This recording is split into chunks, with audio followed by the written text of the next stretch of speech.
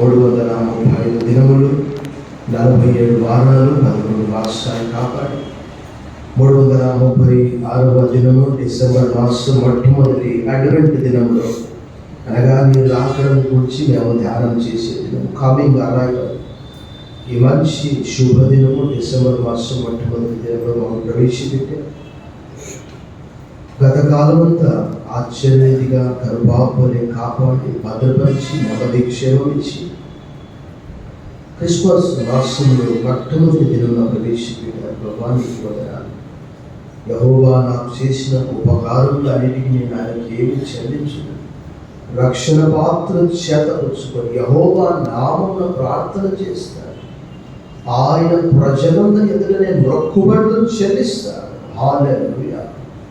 ఈ దినం మమ్మల్ని జ్ఞాపకం చేసుకొని సజీవంగా ఉంచి మంచి వాతావరణంలో నీ ఆవరణంలో ఒక దినం గడుపుట 1000 దినముల కంటే శ్రేష్టం. భక్తిహీనుల గుడారంలో నివసించుటగటి నా దేవుని మందిర ద్వారబంతో ప్రారంభిస్తాను. ఈ మందిరంలో చేరి ఈ క్రిస్మస్ మాసంలో క్రిస్మస్ మాసం సంతోషం ఆనందాన్ని అనుభవించడానికి నాన్న నీ సన్నిధిలో పాటలు పాడడానికి ఇచ్చిన మంచి తరుణాన్ని బట్టి మదములు చెల్లిస్తూ సమస్త మహిమ ఘనత కీర్తికి ఆరోపిస్తూ ఈ స్తుతి ఆరాధన మా రక్షకుడు మా విమోచకుడు త్వరగా నాయన క్రీస్తు యేసు వారి దివ్య శక్తిగల నామంలో నీకు సమర్పిస్తున్నా మా ప్రియ పరలోకపు తండ్రి. దయచేసి కూర్చోండి. A warm welcome to this Lord's Telugu Baptist service.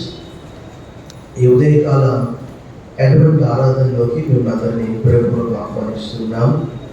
Great to all in the name of our Lord and Saviour Jesus Christ. ప్రభువును రక్షకుడైన యేసుక్రీస్తు వారి దివ్య శక్తిగల శుభనామంలో మీ అందరికి శుభములు సమాధానం కలుగుగాక.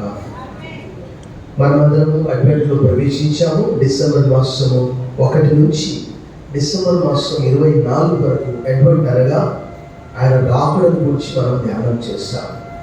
ఈ దినము మీ అందరికీ I wish you all happy advent. మీరు కూడా పక్కవారికి హ్యాపీ అడ్వెంట్ అని చెప్పుకోండి. Wish you all happy advent.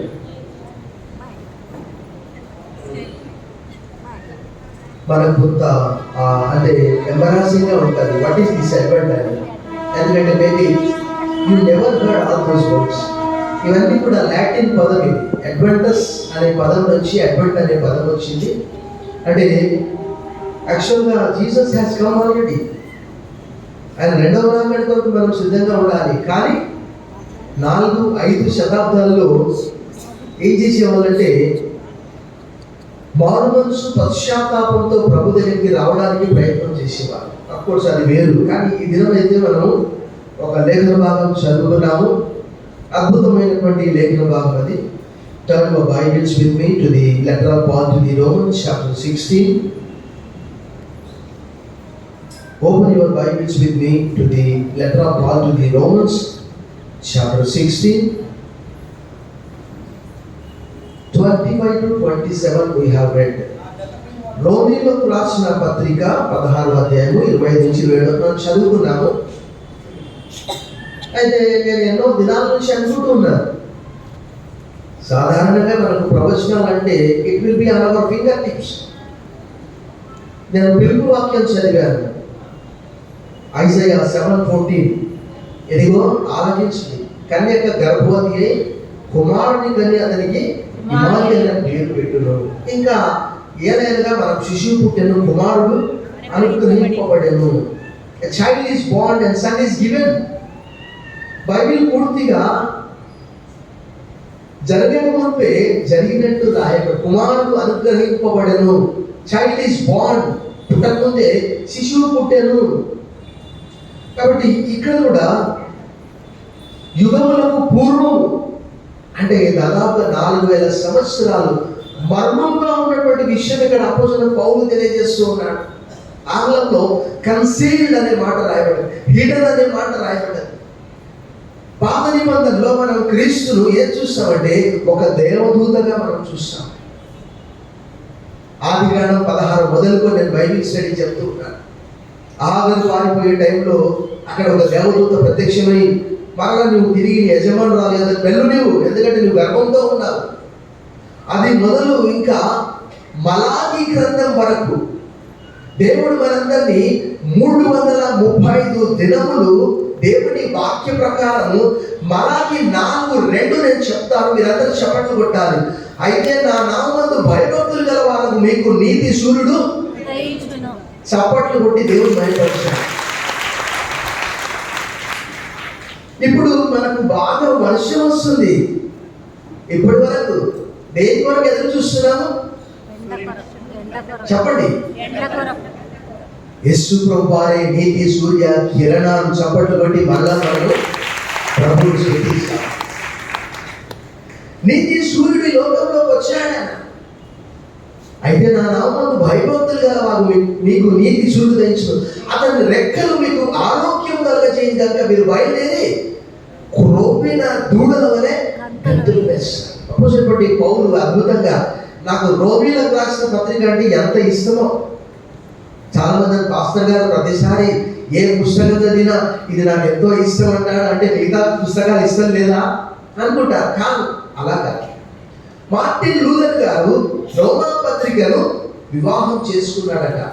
అంటే దాని అర్థం ఏంటంటే it is like engaging, because the Bible says righteous shall live by faith. నీతిమంతుడు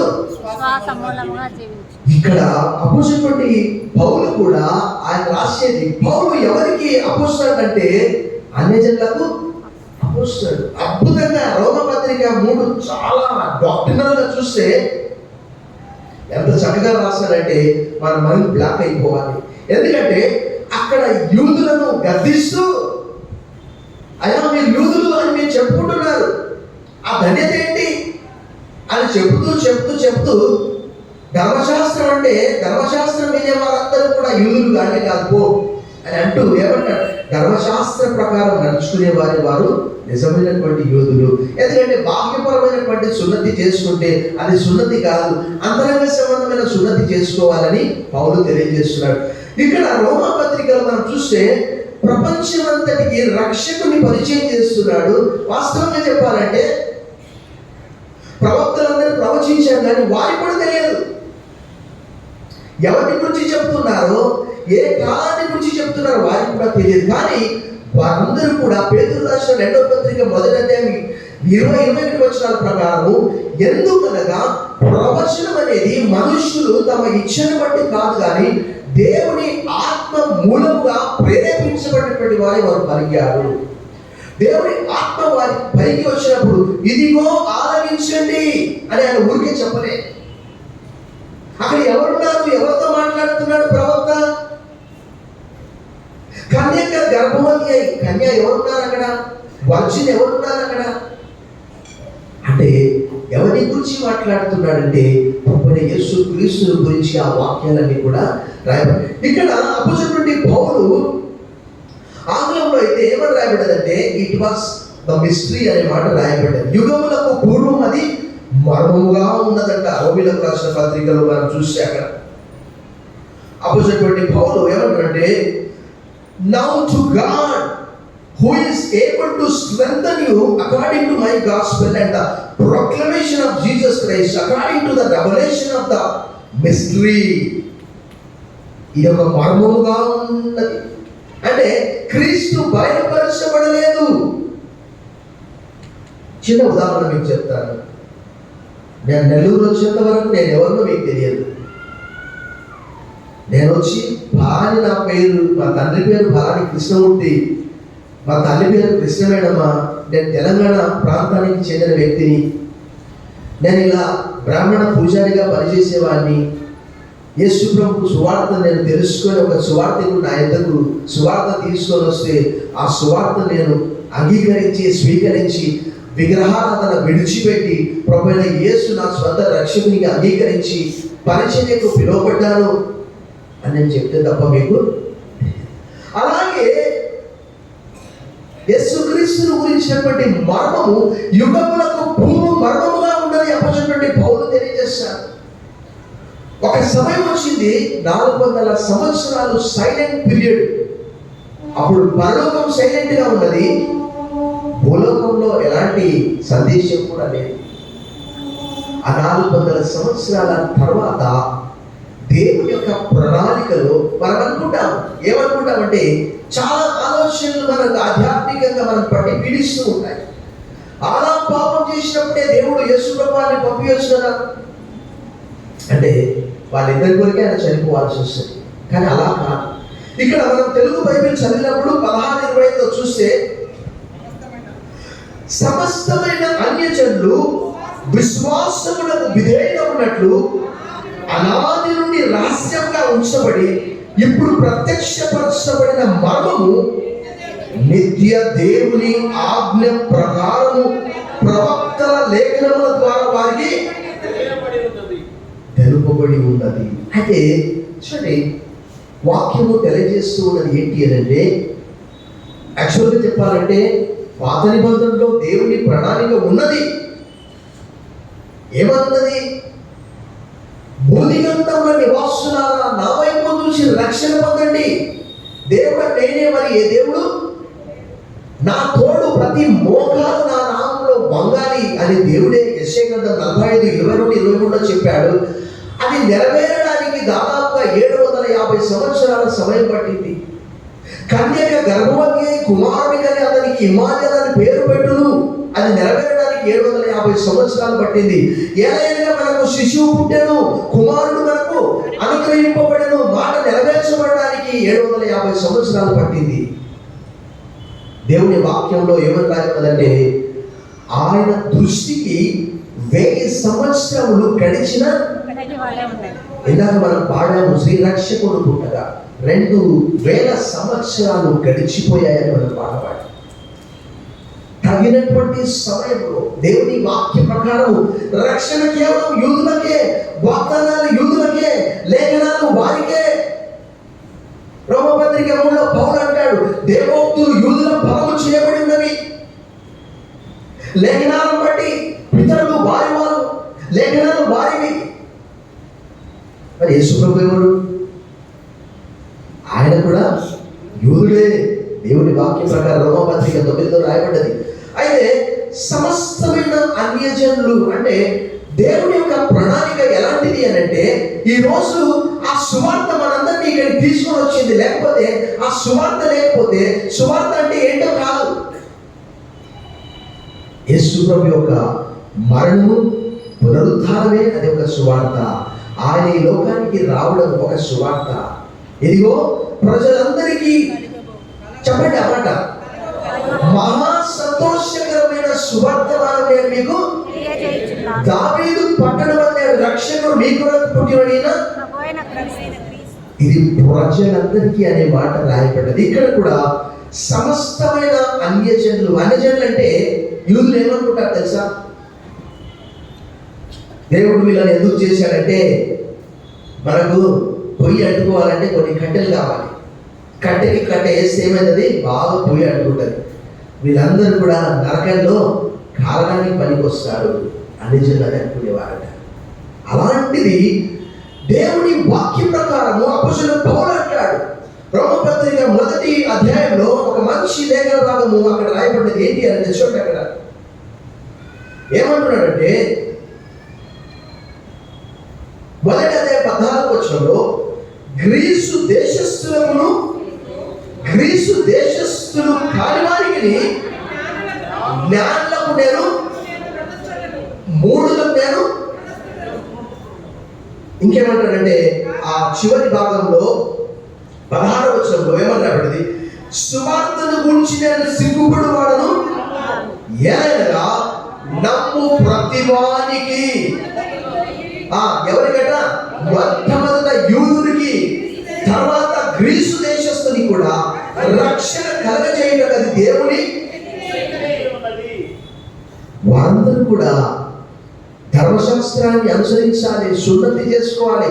అపొస్తలుడైన పౌలు అద్భుతంగా గలతీ పత్రికలో రాసినట్టే ఇందులో చెప్తాడు. ధర్మశాస్త్రం వల్ల ఎవరు కూడా నీతిమంతులుగా తీర్చబడరయ్యా. ధర్మశాస్త్రాన్ని ఎవరు పాటిస్తున్నారు? తూచా తప్పకుండా. గలతీ పత్రిక, యాకోబు పత్రిక 2వ అధ్యాయంలో యాకోబు అంటాడు, ఆజ్ఞలన్నీ గైకొని ఒక ఆజ్ఞ గైకొనకపోతే ఆజ్ఞలన్నీ విషయంలో తప్పిపోయినట్టే. అలా చెప్తూ ఉంటాడు. ఇక్కడ కూడా ఏమంటున్నాడంటే చాలా చక్కటి మాట చెప్తున్నాడు. ఏం చెప్తున్నాడంటే ఆయన చూడండి అక్కడ 17వ వచనంలో, ఎందుకనినా నీతిమంతుడు విశ్వాసమూలంగా జీవించునని వ్రాయబడే ప్రకారము విశ్వాసమూలంగా అంతకంతకు విశ్వాసం కలిగినట్లు దేవుని నీతి దానియందు ప్రభునందు వెకిలి ప్రియులారా. Very simple. ఏంటి అంటే దేవుని వాక్య ప్రకారము దేవుడు ప్రభువైన యేసుక్రీస్తు ఈ లోకంలో పంపించాడు. ఆయన ఏదో విశ్వాసం ఉంచడం వల్ల మనమందరం నీతిమంతులుగా తీర్చబడుచున్నాము. ఇదంతా కూడా కేవలం ఒకనొకప్పుడు యూదులకు మాత్రమే రక్షణ. అనాది నుండి ఇది మర్మముగా ఉన్నది. దాన్ని దేవుడు తగినటువంటి సమయంలో తన ప్రవక్తల ద్వారా వాక్యంలో రాయబడ్డది. సమూయేలు మొదలుకొని ప్రవక్తలందరూ కూడా ఆయన గురించి ప్రవచించారు. ఆయన లోకానికి వచ్చాడు. కానీ యూదులు ఏం చేశారు? ఆ సమయంలో వారు ఏమనుకున్నారంటే, మాకు కూడా ఒక మెస్సియా వస్తాడు, ఆయన ఏం చేస్తాడు? ఇప్పుడున్నటువంటి యోహాను 6:15లో వారు అనుకున్నారు, ఆయన పట్టుకుని రాజుగా చేయడానికి ప్రయత్నం చేశారు.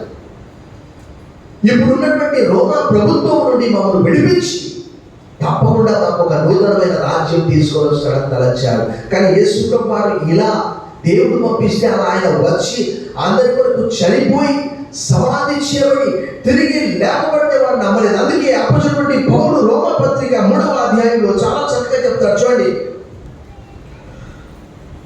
3:29 ఇలాగే చెప్తున్నాడు, దేవుడు యూదులకు మాత్రమే, అన్ని జనులకు దేవుడు కాదా? అవును, అన్ని జనులకును ఆయన అందరికీ దేవుడు. దేవుని వాక్యంలో పాత కొత్త నిబంధన గ్రంథంలో దేవునికి ఆలోచన ఉన్నది రక్షించాలని. కానీ తగిన సమయం కొరకు ఆయన చూస్తూ ఉన్నాడు. తగినటువంటి సమయంలో ఆయన ప్రియ కుమారుని లోకంలో పంపించి సమస్తమైన ప్రజలు ఆయనకు విధేయులు కావాలి. అక్కడ మనం చూస్తే ఏమని రాయబడ్డదంటే, రోమపత్రిక 1వ అధ్యాయంలో ఆ చివరి భాగంలో ఏమంటుందంటే, చూడండి, ఈయన నామము నిమిత్తము, అక్కడ చూడండి 1, ఈయన నామము నిమిత్తము సమస్త జనులు విశ్వాసములకు విధేయులైనట్లు ఈయన ద్వారా మేము కృపను అపోస్తలత్వమును పొందితిమి. మీరు వారిలో ఉన్నవారై యేసుక్రీస్తు వారిగా ఉండటకు. అయితే చూడండి, దేవుడు అద్భుతంగా ఆ యేసుక్రీస్తు యొక్క ప్రణాళిక ఎలాంటిది అని అంటే, ఇటు యూదులు కానీ పోనీ యూదులు పాపం చేయకుండా ఉన్నారా అంటే అపోస్తలుడైన పౌలు ఏమంటారు చూడండి, రోమపత్రిక 3వ అధ్యాయంలో ఏమని చెప్తున్నాడు చూడండి. అక్కడ 9వ వచనంలో, అలాగైనా ఏమందుము మేము వారి కంటే శ్రేష్ఠులమా తక్కువవారమా ఎంత మాత్రమే కాదు, యూదులేమి గ్రీసు దేశస్థులేమి అందరూ పాపములకు లోనై ఉన్నారని ఇంతకుముందు దోషారోపణ. నీతిమంతుడు లేడు ఒక్కడు, అందరూ త్రోవ తప్పి ఏకంగా పనికిమాలిన వారైంది. రోమపత్రిక యొక్క ముఖ్య ఉద్దేశం ఏంటి అంటే, అందరూ ప్రపంచమంతటి కూడా ఇది ఒకనొకప్పుడు అయితే రహస్యంగా ఉన్నది, కానీ దీన్ని దేవుడు లేఖనాల ద్వారా తగినటువంటి సమయంలో బయలుపరిచాడు. అనగా అన్యజనుల పైన కూడా దేవుని యొక్క ఆత్మ కుమ్మరించబడడం చూసి అక్కడటువంటి వారందరూ కూడా ఆశ్చర్యపోయారు. మొట్టమొదటిగా అంత్యోక్యలో సంఘం ప్రారంభమైంది. అప్పుడు ఏమని పిలిచేవాళ్ళంటే విశ్వాసులు, పరిశుద్ధులు, దేవుని బిడ్డలు, ఇంకా రకరకాలుగా పిలిచేవారు. కానీ మొట్టమొదటిసారి 11:26 అపోస్తలుల కార్యంలో ఎవరు పిలిచారు? అక్కడ మొట్టమొదటిసారి ఎవరు పిలిచారు? క్రైస్తవులుగా వారు పిలువబడ్డారు. ప్రభునందు వెకిలి ప్రియులారా, ఇక్కడ అంటున్నాడు చూడండి 3వ అధ్యాయంలో చాలా స్పష్టంగా 3వ అధ్యాయంలో దేవుడు ఏర్పాటు చేసినటువంటి ఒక సంకల్పాన్ని చూడండి. 3:20 చూడండి, ఎట్లుండగా ధర్మశాస్త్రములకు వేరుగా దేవుని నీతి బయలుపడుచున్నది, దానికి ధర్మశాస్త్రమును ప్రవక్తలను యేసు క్రీస్తునందరి విశ్వాస మూలమైనదై నమ్ము వారందరికీ కలుగు దేవుని చప్పట్లు కొట్టి మనం దేవుని పెట్టాం. మనం ఏమి చేయాల్సిన అవసరం లేదు ఇప్పుడు. అందుకే దేవుడు సువార్తను సింప్లిఫై చేశాడు. కాలము సంపూర్ణమై ఉన్నది, పరిపూర్ణమై ఉన్నది, దేవుని రాజ్యము సమీపించి ఉన్నది, సువార్తను నమ్మి మారుమనసు పొందండి అన్నాడు. అప్పుడు అర్థం కాలేదు వారికి, తర్వాత అర్థమైంది. ప్రభునందు మిగిలే పిల్లారా, ఈరోజు కోట్ల మంది నీతిమంతులుగా తీర్చబడుచున్నారంటే దేవుని వాక్యం ఏమని సెలవిస్తున్నది? అబ్రహాము ఎప్పుడు నీతిమంతులుగా తీర్చబడ్డాడు? మీకు ఒక చిన్న ఫజిల్ టెస్ట్. ఓకే, అది ఎప్పుడు? సున్నతి ఉన్నప్పుడా, సున్నతి లేనప్పుడా? సున్నతి లేనప్పుడే ఆయన నీతిమంతులుగా తీర్చబడ్డాడు. చప్పట్లు పెట్టి మనం దేవుని పరుస్తాం. ఎందుకంటే ఈ మాట 15వ అధ్యాయం 6వ వచనంలో చెప్పబడ్డది. ఆయన సున్నతి 17వ అధ్యాయం 5వ వచనంలో సున్నతి జరిగింది. ఆయన పేరు అబ్రహాం పేరు అబ్రహాముగా మార్చబడ్డది. అబ్రహాం అంటే గొప్ప తండ్రి, అబ్రహాం అంటే జనములకు తండ్రి. సో ఇక్కడ కూడా సమస్తమైన అన్యజనులు, అనగా ఇటు యూదులు పాపం చేశారు, ఇటు గ్రీస్ దేశస్థులు పాపం చేశాడు, ఇటు అన్యజనులు కూడా పాపం చేశారు. For all have sinned and come short of the glory. सबने गुनाह किया और गुनाह की सजा से महरूम है. ఏ భేదం లేదు, అందరూ పాపం చేసి దేవుడు అందరిని మహిమను పొందలేకపోయారు. For the wages of sin is death, but the gift of God is eternal life through Christ Jesus. ఏనగా పాపం వల్ల వచ్చు జీతము, అయితే దేవుని కృపావరము మన ప్రభువైన క్రీస్తు యేసునందు నిత్య జీవం. చప్పట్లు కొట్టి మరలా మనం దేవుడు ఎప్పుడు ఆలోచన చేసినా నారోగా, చిన్నగా ఆలోచన చేయడు. ఆయన ప్రియ కుమారుని ద్వారా ప్రపంచమంతటిని రక్షించాలని ఆయనకు ఒక ఆలోచన ఉన్నది. దాని సమయం వరకు ఆయన కనిపెట్టాడు. సమస్తమైన అన్యజనులు, భక్తుడు పౌలు చాలా స్పష్టంగా చెప్తాడు. ఏం చెప్తాడంటే, ఎవరి పాపములు క్షమింపబడి ఉన్నాయో, ఎవరి అతిక్రమములు క్షమాపణ గురయ్యాయో వారు ధన్యులు అన్నాడు 32వ కీర్తనలో దావీదు రాసిన ప్రకారం. కాబట్టి మనం కష్టపడి పని చేస్తే మనం నీతిమంతులుగా తీర్చబడడం లేదు. రోమపత్రిక 4లో భక్తులు పౌలు అక్కడ తెలియజేస్తున్నాడు, పని చేయి వారికి జీతము రుణమే కానీ దానంగా ఎంచబడదు. పని చేయక భక్తిహీనుని నీతిమంతులుగా తీర్చుమని అందు విశ్వాసం ఉంచువానికి వారి విశ్వాసం నీతిగా ఎంచబడదు. యేసు ప్రభుని నోటితో ఒప్పుకొని దేవుడు మృతుల్లో నుండి ఆయన లేపినని హృదయమందు విశ్వసించినట్లు మనము రక్షింపబడదు. అదే మనం. అందుకే రోమపత్రిక 5వ అధ్యాయం 1వ వచనంలో చూడండి అక్కడ, కాబట్టి విశ్వాసములో మనము నీతిమంతులుగా తీర్చబడి మన ప్రభువైన యేసు క్రీస్తు ద్వారా దేవునితో సమాధానము ఫుట్నోట్స్ ఏమన్నా చూడండి, కలిగి ఉన్నాము. ఒకప్పుడు లేదు మనందరికీ. కారణం ఏంటంటే రోమపత్రిక 8వ అధ్యాయంలో స్పష్టంగా రాయబడింది, మనమందరం ఎవరట?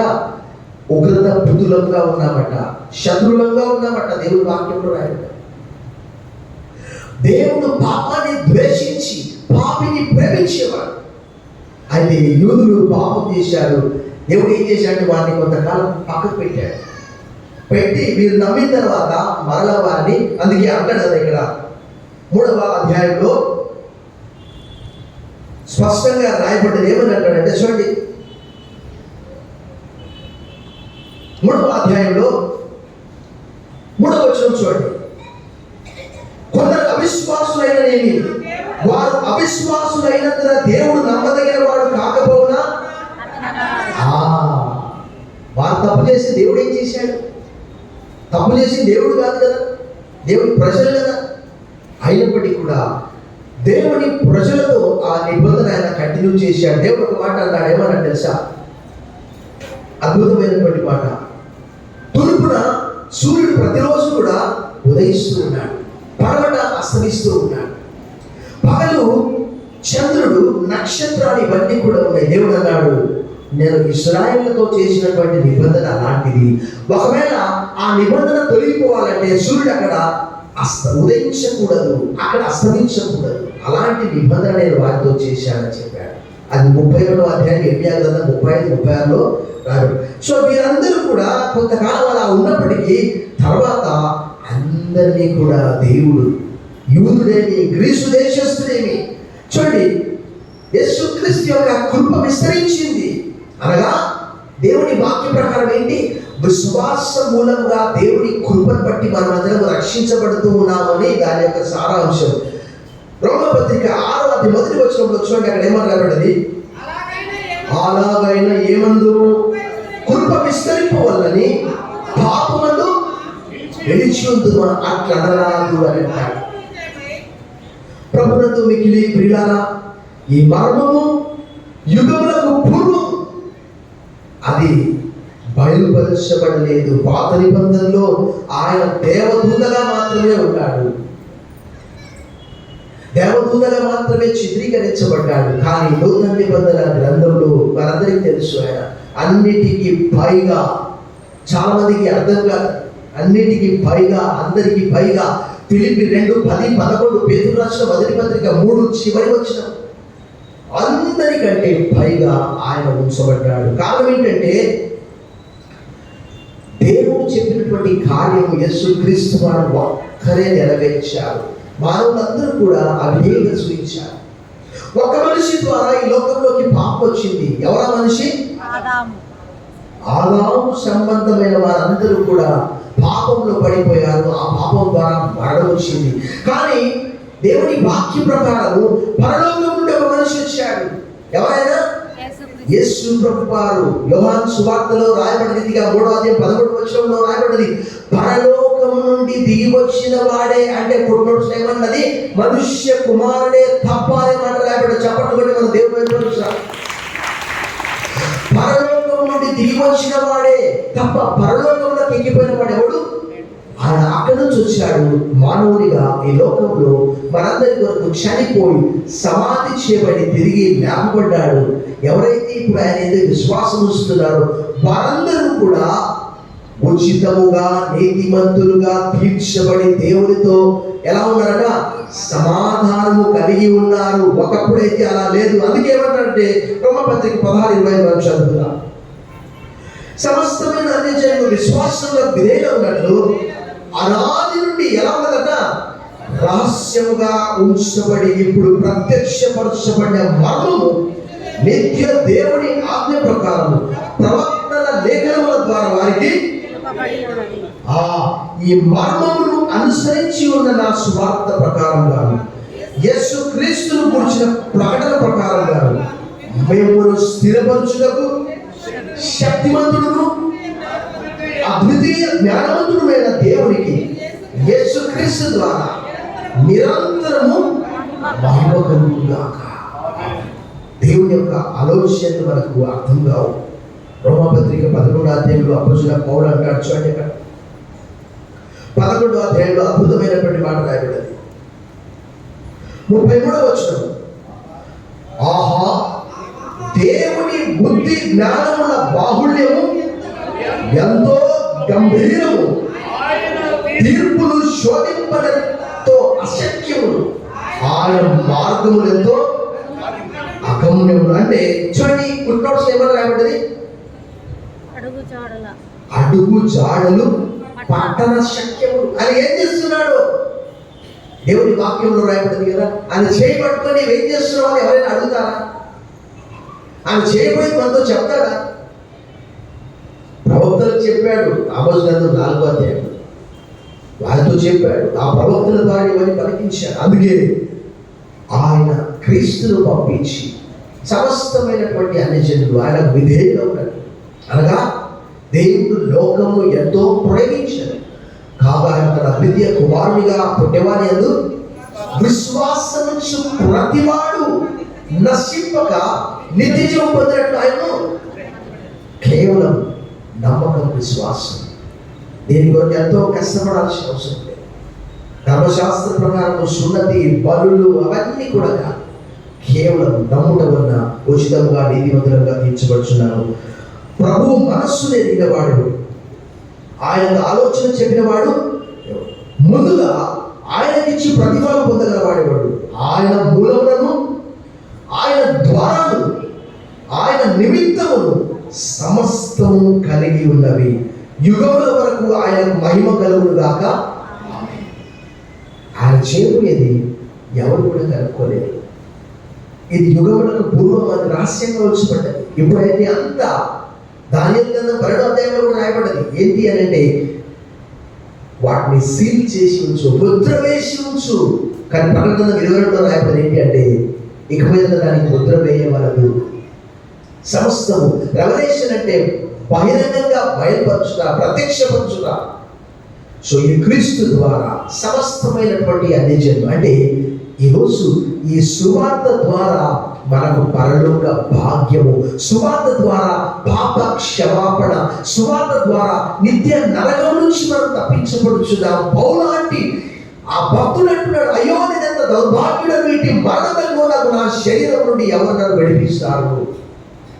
ఆయన పరిచయుడైన బెన్యామీను గోత్రంలో పుట్టి ఆయన అంటున్నాడు, నేను కూడా పాపములకు లోనయ్యాను, చేయవలసిన మేలు చేయకూడని కీడు చేస్తున్నాను, నా యందు పాపమే అలా చేయిస్తున్నది అంటాడు. రోమపత్రిక 7:14, రోమపత్రిక 7:18, రోమపత్రిక 7:24. ఆ భక్తుడు అంటాడు, ప్రభు యేసు క్రీస్తు ద్వారా దేవునికి కృతజ్ఞతాస్తుతులు చెల్లిస్తున్నాను అంటున్నాడు. I thank God through Jesus is our Lord and saviour.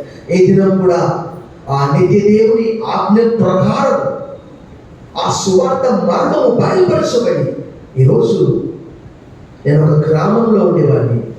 ఒక ఇంటింటి సువార్త సేవకుడు వచ్చి ఆ సువార్తను నాకు అందించాడు. ఒక చిన్న కరపత్రిక, ఒక చిన్న నూతన నిబంధన గ్రంథం ఇచ్చాడు. దానిలో ఉన్నటువంటి సత్యాన్ని గ్రహించాడు. దానిలో ఉన్న సత్యాన్ని గ్రహించి ఈ యేసు ప్రభు ద్వారా నాకు రక్షణ నేను తలంచాను. నమ్మి విశ్వసించి ఆయన గమనించాను. తనలో వచ్చి ప్రార్థన చేశాను. సర్వశక్తి గల దేవా, ఈ దినము రోమపత్రిక 16వ అధ్యాయము 25 నుంచి 27 వచనాలు రాయబడిన ప్రకారం సకల యుగములలో నీవు రాసువై ఉన్నావు. నీవు అద్వితీయుడవు, నీవు అక్షయుడవు. నాయనా, ఈ దినము నీవు బయలుపరిచినటువంటి లేఖనాన్ని బట్టి నీకు వందనాలు. మా అందరి కొరకు పరలోకాన్ని విడిచి భూలోకంలో మానవునిగా శిశువుగా జన్మించి మా పాపముల కొరకు సిలువనెక్కి మా పాపముల నిమిత్తం చెల్లించి ఇప్పుడు క్రీస్తు యేసునందున్న వారికి ఏ శిక్ష విధి లేదు. తండ్రి యొద్దకు ఏకైక మార్గము నీవే అని యోహాను సువార్తలో తెలియజేసినట్టుగా పరలోకానికి మా కొరకు మార్గం సిద్ధపరిచినందుకు వందనములు చెల్లిస్తూ యేసు నామములో ప్రార్థిస్తున్నాము తండ్రి. ఆమేన్.